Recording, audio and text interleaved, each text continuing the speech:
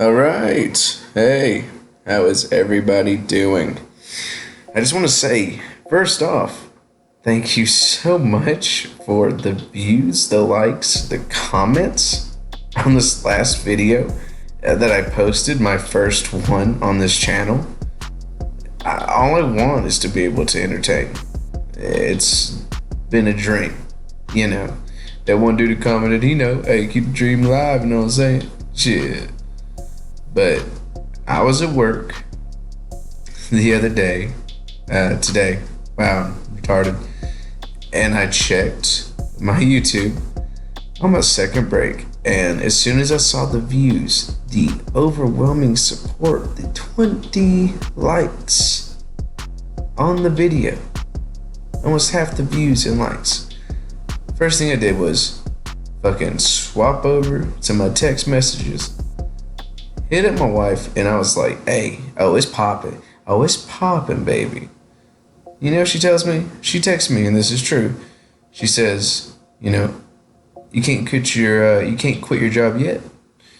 Then I did my little Birdman hand rub, you know what I'm saying? And I was like, yeah, keyword being not yet. All right.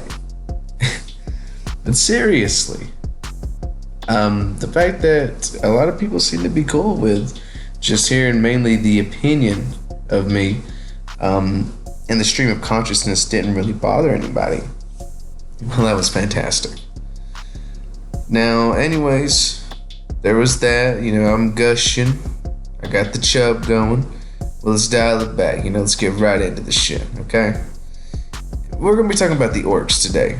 Now, the orcs are one of my favorite races, period, by far. In a weird way, I almost feel like the orcs in Warhammer 40,000 are the true poster boys. And now let me explain. The Space Marines, of course, they are integral. I mean, the Space Marines sell Warhammer 40,000 to the masses. That's just how it is. But you have the warp, you have this thing about belief, you have the most unique aspect of Warhammer 40,000 itself, its world, its lore, okay, its ethos, its mythos. And that is, if there's enough people, enough intelligent, air quote, intelligent beings out there, and they all believe the same thing, that their belief will affect reality, because that belief trickles in to the immaterial plane, the immaterium, the warp, and that affects real space. Now, the thing is, this happens for humans believing in, you have trillions of humans believing that the Emperor is a god. Well, the Emperor is technically alive, in ribbons, a corpse man on a fucking golden throne. But so many humans believe in his ass that there's basically like a alter Emperor in the warp that's him. But he's spawned from the warp, so he's, I guess, what you would consider a god. Not a chaos god, obviously. A god of man, the god Emperor. Now, the Space Marines, a lot, from what I know, again, listen to a lot of stuff, haven't full dive. Space Marines, there are chapters that believe that the Emperor is a god, yeah. There's also a lot of chapters that believe that the Emperor isn't. They remember and keep in mind the fact that he is the Emperor of mankind, not the God Emperor. They don't subscribe to that belief. They don't subscribe to the ecclesiarchy. They are just Space Marines.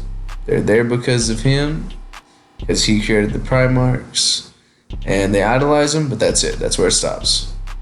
Right? Well, the orcs. Well, see, the orcs' main way of warfare, in a sense, is belief. Their whole concept is, you have the Space Marines that fight very well, superhuman, modified. You have the humans that in their masses, and I'm talking masses, can combine and be a threat to the enemies of the Imperium. Yes, we have the orcs, and the orcs believe in Gork and Morg. The orcs are incredibly tough. Well, the orcs believe that red will make their shit go faster, and that little thing has spread across hundreds of thousands of tribes, and because of that, well, so many motherfucking orcs think that you paint red on a fucking scooter, and now that shit goes from 0 to 285, and it stays together despite the severe rattling you're gonna have in your ears and on your feet. Dustin motherfuckers. Okay? So that's why I feel like the orcs are, in a weird way, the poster boys. Their direct belief literally can influence their surroundings, their speed of their vehicles.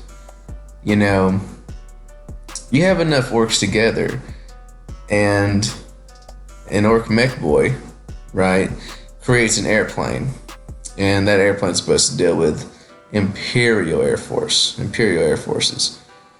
Well, in lore, the whole thing is that, oh, okay, so I'm from the Mechanicum, and you have this downed orc aircraft. You want me, right, to find out more about it? Okay, well, I'm like 28 feet away, right? And I can already tell that shit ain't supposed to be able to fly.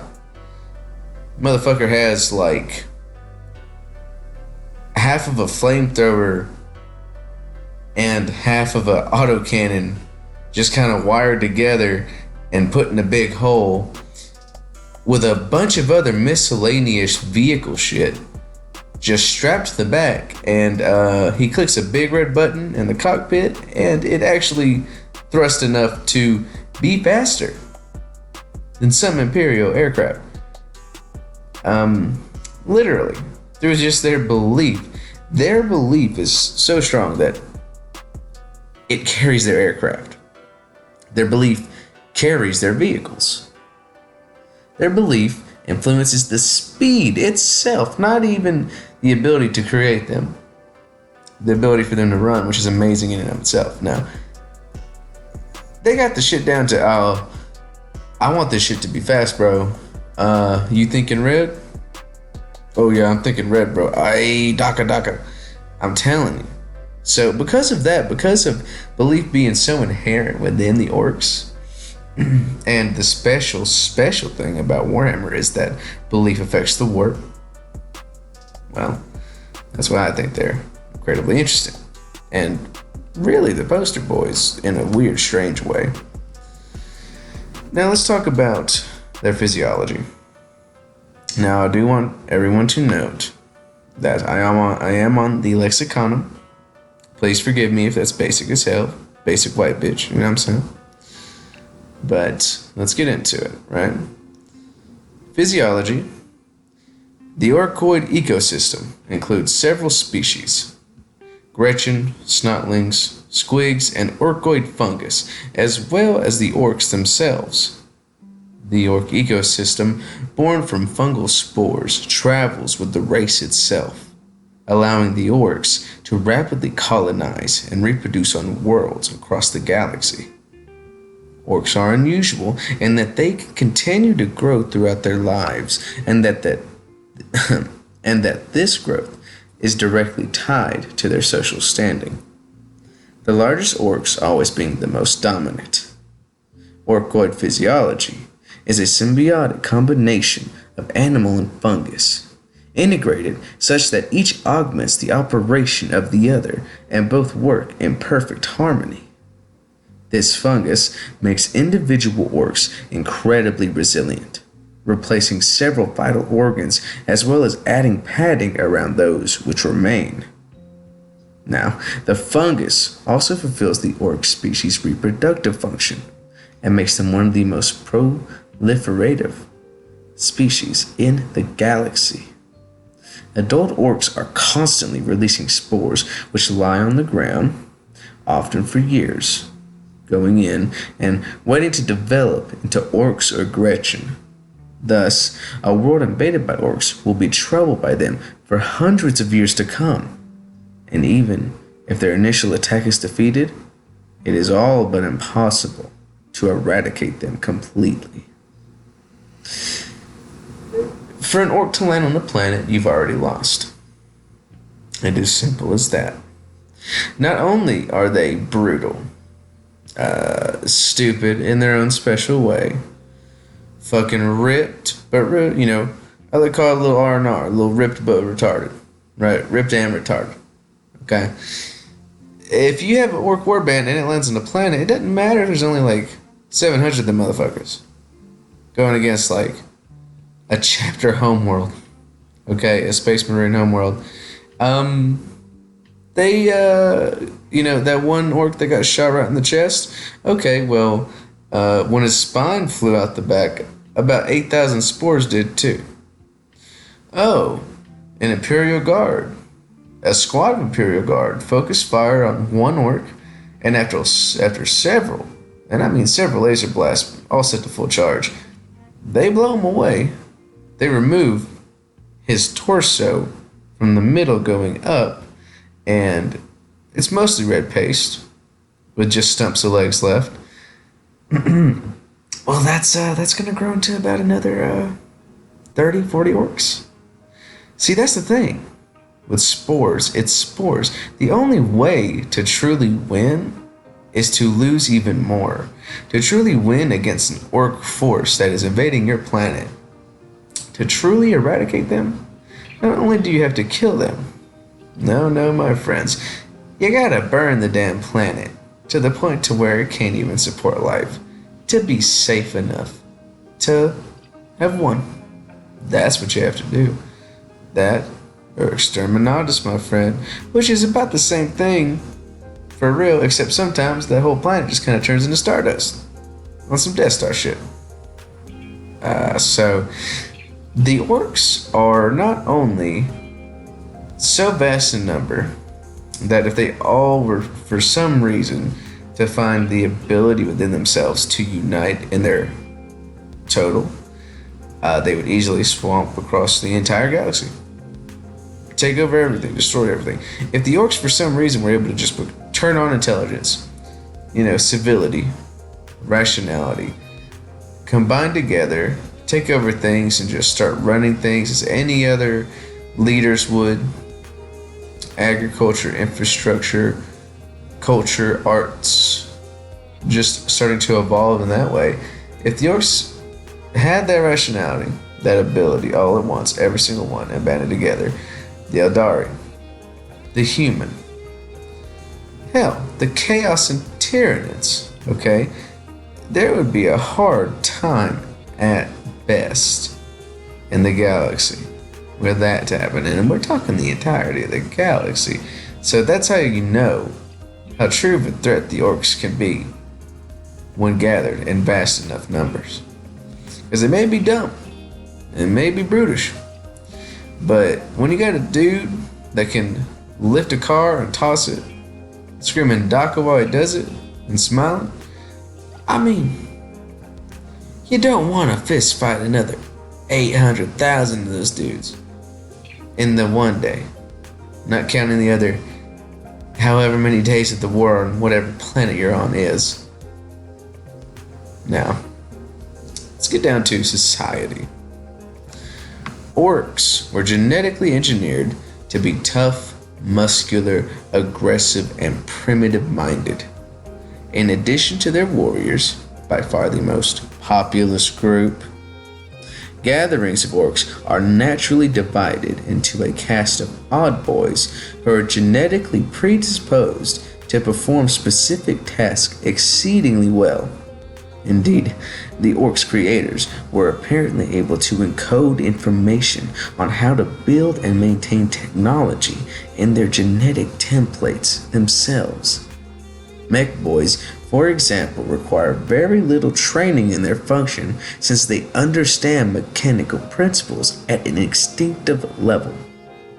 The largest common orc social unit is the tribe, a horde usually comprised of numerous war bands, all under the command of a warlord or a war boss. Even these groups cannot truly be classed as stable, as orc tribes are constantly growing, conquering other tribes, or being conquered themselves. A war band is a smaller social group, usually led by a war boss. Generally, several such war bands together form a tribe under the leadership of the strongest war boss.